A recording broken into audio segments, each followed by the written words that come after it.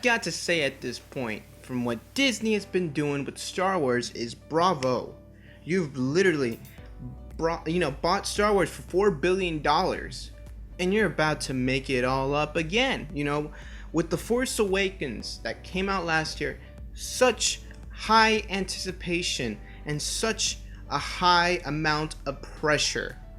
And after that movie came out and made all the money, got the good reviews, everybody and their mother were happy with Star Wars for the first time in a very, very long time.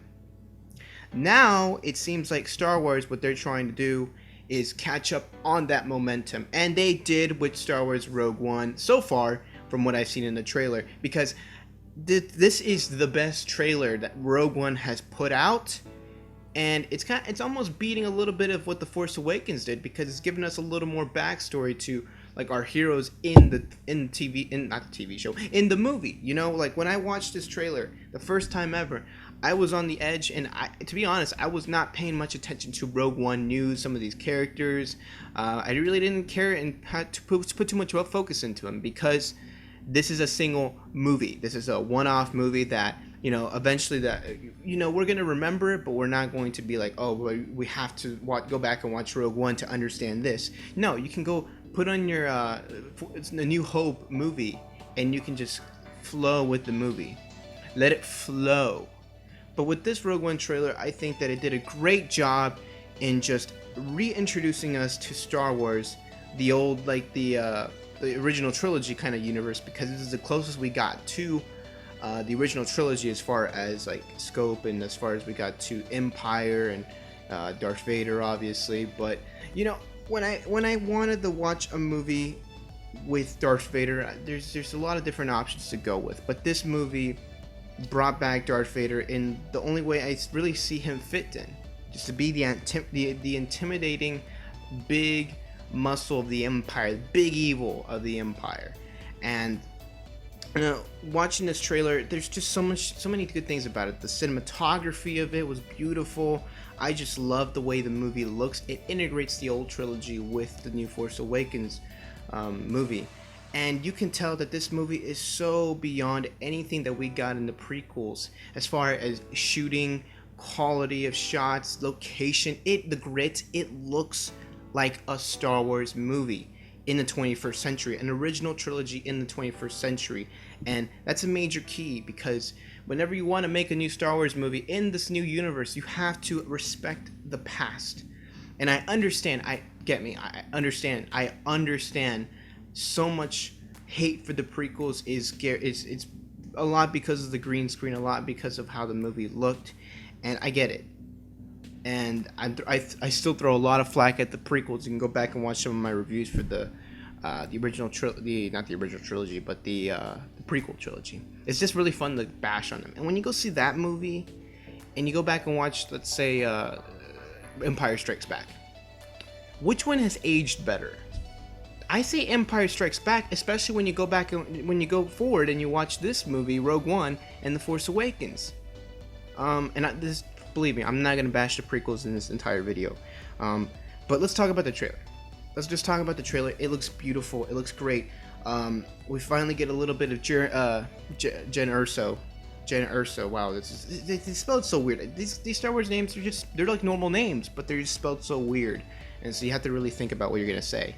But her backstory, we explored a lot more of it now, and we get to see her as a child. We get to see her and her father, what happened to her father. The motivation for her. That's the key. She has motivation. She just does not. It's not like one day, hey, we found this person in a jail cell. Let's put him in a big mission to steal Death Star plans. No. This woman has motivation. This woman has a clear goal in trying to achieve something. And if you've seen the trailer full through, maybe even the first time, I get it.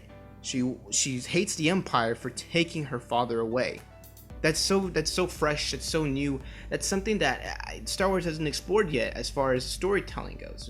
I'm after revenge, but it's like it's adjustable revenge. It's justified. You're not like, oh, she's seeking revenge, so she's really evil. But no, she's trying to reach a closure and a point to where the Empire screwed out of her life, her childhood. That's the only complaint I had with The Force Awakens with Rey, is that there's so much mystery clouded in her. You kind of miss a little bit of her motivation. It's just like, hey, let's jump along for the trip. Yeah, let's do this. Yeah, let's do that. Yeah, let's do that. No, let's take a time and understand about the character. And Jyn Erso has those moments in the trailer, and from the look of it, we're gonna get to see it in the movie.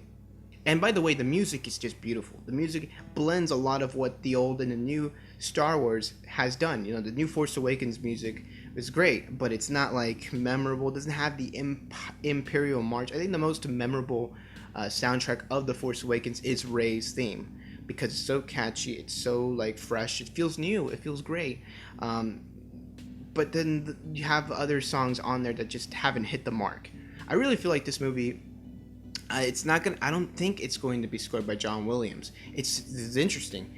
Anybody who goes watch this movie, listen to the music. See if it blends the old and new very well. Because I'm really interested to see how a post John Williams Star Wars universe will go as far as music and atmospheric soundtracks. It's a huge deal. It really is. And with this trailer, I hope that we get a lot of music like it. It feels fast-paced, but also very low-key. It's really just a joyride that you just get to go on this experience with all these characters. My only gripe with this trailer, and actually all the other trailers, is that we just haven't gotten enough backstory on a lot of not backstory, but a lot of depth and chances to really meet these characters. We got to see Forrest Whitaker, and we got to see his character and say a couple things and say this or whatever, but I want to know a little bit more about him, and the movie's going to do that. The movie is going to explore those origin stories of some of these people. We're not just going to say, hey, here's this guy, let's just go together and have fun. No, we're going to get some backstory. I feel like it's going to be very much like Guardians of the Galaxy, where we get to see a little bit, not too much, of all these characters' backstory, and it works. It's going to work, and I can't wait to see what these characters bring to the table. Let's talk about why you're all really here. You're all really here because Darth Vader showed up. I think he showed up 3 times. I've only seen him twice, but people have been saying they've seen him in the trailer 3 times. The first time he's on the screen, he's just over the shoulder, so it's not a big deal. We already saw Darth Vader from over the shoulder and the back, but we got to see like a full body image of Darth Vader walking into the meeting between him and the other guy. And bear with me, I'm going into this movie with so very little information about all these characters. I don't know all their names yet. That's how crazy that I've been away from Star Wars as far as information, because I've been so overwhelmed with Star Wars, with video games, TV shows, and movies. I had to breathe a little. You need those year breaks, and that's one gripe that I have with the Star Wars thing that they're doing. They're just putting out movies every single year, and I think that's fantastic. I'm not gonna hate on it, but for me, I'm not gonna be invested every single year into Star Wars. I just can't do it. There's just so much to be invested in. There's so much storylines. There's so many other movies that you got to get out there and watch. Unless you're like a full-time movie critic or you're a full-time movie reviewer, it's tough. It's tough to get out there and watch all these movies and just analyze them through and through. But with the little that we got to see more of the Rebels. We got to see more of the bases that they're at. It looks so much like Episode 4, and it looks beautiful. I love it. It's just 21st century Star Wars, and I feel like this movie will open up the doors for future Star Wars films to do the very same thing. And there's so much to dive into this movie. There's going to be stuff that related to the other movies, even maybe The Force Awakens. There might be things in there that do that, but other than that, I'm just excited to see the Star Wars story from beginning to end that I can really enjoy and just grab a hold of just the simple plot and the simple character and the simple character motivations and just go along for another joyride in the Star Wars universe. So I'm so excited to see AT-ATs and islands too. This old stormtroopers are back too, and I'm excited to see that as well. No lightsaber duels, so all you nerds out there, big Jedi or Sith enthusiasts, I don't think you're going to see a lightsaber in this. Now, you might see one with Darth Vader, but I really feel like Darth Vader should hold back on the lightsaber. They probably will put a lightsaber thing in there with Darth Vader, but I feel like this movie doesn't need it. It doesn't need a lightsaber duel. It doesn't need a sword. Well, it could use a sword duel, but it doesn't need a lightsaber duel. I think Star Wars is much more than just lightsaber duels. So that's my review for the trailer. The space battles look incredible. everything about it that I just love. I'm so excited for the movie.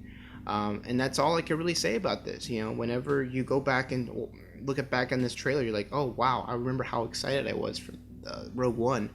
Just like how I look back in the Force Awakens trailers that came out a year ago. I was just so excited for it, and I wasn't disappointed. And there's no reason to believe Disney won't disappoint now. So let me know what you guys thought of the trailer down in the comments below. I hope we don't see any more trailers. I hope this is it. There's nothing else. Maybe TV spots, but I'm not going to watch those. But this trailer sold me. This trailer sold me very well, and I'm excited to see this movie. So let me know in the comments below what you thought of the trailer. Let me know if you're excited for Rogue One. Let me know if you're not excited for Rogue One. I like to hear different opinions because that's important. I'm about different opinions here. So that's all for this video, guys. Thank you very much for watching. It's been Joel from Real Talk. See you later.